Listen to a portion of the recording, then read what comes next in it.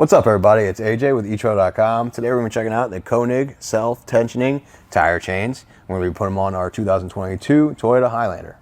These self-tensioning tire chains have a diamond pattern on them with D-links, so the diamond pattern covers a lot more surface area on the tire. It's going to help you with starts and stops and in that snow and ice. Sometimes you have the ladder pattern ones where they just go straight across in lines, and they're really low profile, so they're quieter when you ride, but they don't quite grip into the ice like these do. These are actually going to break through in that ice and give you a better grip when driving.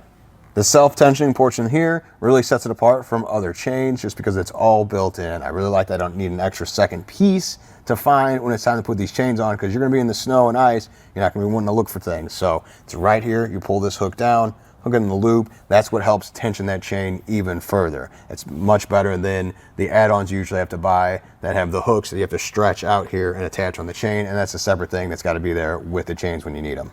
Now it does come with its own carrying case, a heavy-duty plastic one, which I really like that because sometimes they come with really flimsy cases that if you can roll the chain up and get it in there, it doesn't last very long. It usually gets torn to shreds, but this is going to last. Keeps the chains all contained within here so they're not sprawled out in the trunk of your vehicle. Another thing that's nice, it's got the hook and loop here, so if you do set it down and you don't have to format anything, it just helps it grip so it's not going to slide around when you're driving. Now it does come in a quantity of 2, and they're not that bad to install. Check out how I did it. First thing we want to do is lay our chains out on the ground, make sure there's no twists or breaks in them. We had to do a little untangling, but not too bad. One thing I do want to point out is the yellow is going to go towards the front of the tire. So that's where this one's going to be all-wheel drive. So we're putting it on the front tire, and then you can see it says Konig here. That's going to be facing down when we go to slide it behind the tire, just to help you figure out if it's in the right spot when you go to set it up.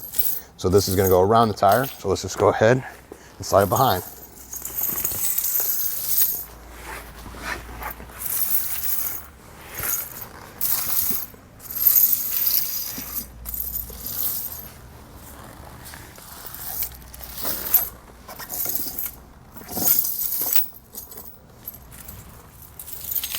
So with that behind there, I'll come to the back of the tire and make our first connection. Bring it up, slide into place like that, and now the back's connected.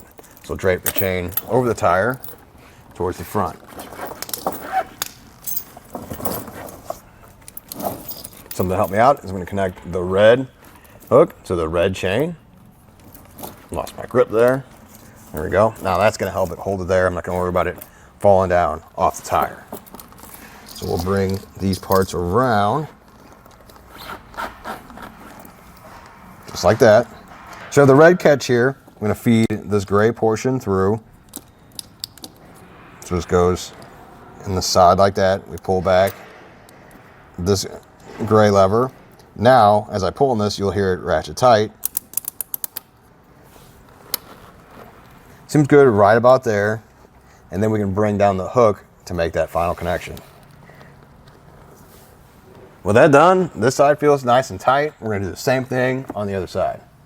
Overall, these are really easy to put on there. I like that it's color coded. This portion was really easy to run it through the catch and then bring this hook down to meet it. I didn't feel like I was stretching anything too much or anything was gonna break. Sometimes the rubber adjusters, you're not quite sure sometimes when you go to hook that in there, it can be a little sketchy, but this felt just fine. They're on there good. I can easily do the other side and be good to go.